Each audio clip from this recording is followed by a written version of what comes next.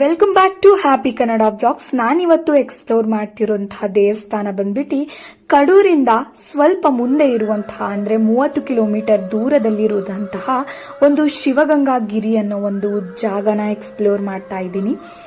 ಇದು ಬಂದ್ಬಿಟ್ಟು ಸುತ್ತಲೂ ಕೂಡ ಪರಿಸರದಿಂದ ಕೂಡಿದೆ. ನೋಡೋಕೆ ಮೈ ನವಿರೇರಿಸುವಂತಹ ಒಂದು ದೇವಸ್ಥಾನ ಅಂತಾನೆ ಹೇಳ್ಬೋದು. ಈ ದೇವಸ್ಥಾನವನ್ನು ಹಿಂದಿನ ಕಾಲದಲ್ಲಿರುವಂತಹ ಚೋಳರು ಕಟ್ಟಿದ್ದಂತೆ. ಇದರಲ್ಲಿ ದೇವಸ್ಥಾನದಲ್ಲಿ ಲಾಂಛನನೂ ಕೂಡ ಇದೆಯಂತೆ. ಆದ್ರೆ ಯಾವುದೋ ಒಂದು ಕುರುಹುಗಳ ಮೂಲಕ ನಶಿಸಿ ಹೋಗಿದೆಯಂತೆ ಈ ದೇವಸ್ಥಾನದಲ್ಲಿ. ಇದನ್ನ ಶಿವಗಂಗಾ ಗಿರಿ ಅಂತಾನೂ ಕೂಡ ಕರೀತಾರೆ. ಇದು ಬಂದು ಮೂಲ ಸ್ಥಾನ ಅಂತಂದ್ರೆ ವೀರಭದ್ರೇಶ್ವರ ಸ್ವಾಮಿ ದೇವರು ನೆಲೆಸಿರುವ ಒಂದು ಮೂಲ ಸ್ಥಾನ.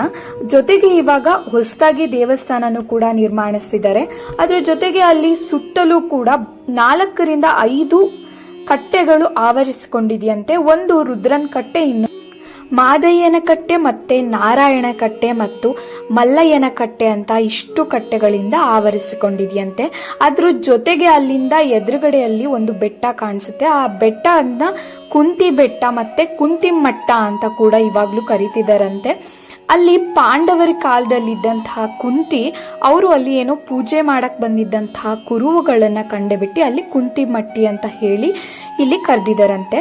ಜೊತೆಗೆ ಇಲ್ಲಿ ಶಿವಗಂಗಾಗಿರಿ ಅಂತ ಯಾಕೆ ಕರೀತಾರೆ ಅಂತಂದ್ರೆ, ಶಿವ ಅಂತಂದ್ರೆ ಶಿವನ ರೂಪವಾಗಿರುವಂತಹ ವೀರಭದ್ರೇಶ್ವರ ಸ್ವಾಮಿ ಮತ್ತು ಗಂಗೆ ಅಂತಂದ್ರೆ ಸುತ್ತ ಕೂಡ ಗಂಗೆ ಆವರಿಸಿಕೊಂಡಿರೋದ್ರಿಂದ ಇದನ್ನ ಶಿವಗಂಗಾಗಿರಿ ಅಂತ ಹೇಳಿ ಕೂಡ ಕರೀತಾರೆ.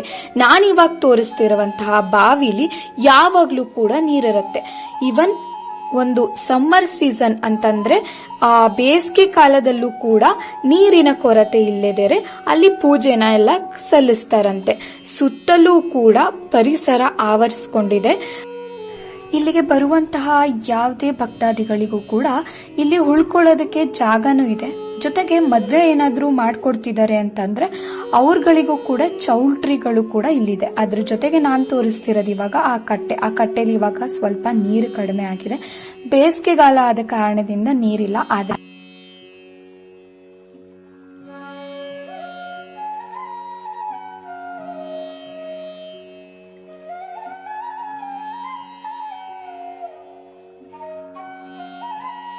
ಪಕ್ಕದಲ್ಲೂ ಕೂಡ ಸುಮಾರು ಗುಡಿಗಳ ಜೊತೆಗೆ ಆ ಗುಡಿಯೊಳಗೆ ಶಿವಲಿಂಗಗಳು ಸ್ಥಾಪನೆ ಕೂಡ ಆಗಿದೆ. ಇಷ್ಟೆಲ್ಲ ಇನ್ಫಾರ್ಮೇಶನ್ ನಿಮ್ಗೆ ಇಷ್ಟ ಆಗಿ ದೇವಸ್ಥಾನ ಇಷ್ಟ ಆಗಿದ್ರೆ ವಿಡಿಯೋನ ಲೈಕ್ ಮಾಡಿ, ಶೇರ್ ಮಾಡಿ, ಸಬ್ಸ್ಕ್ರೈಬ್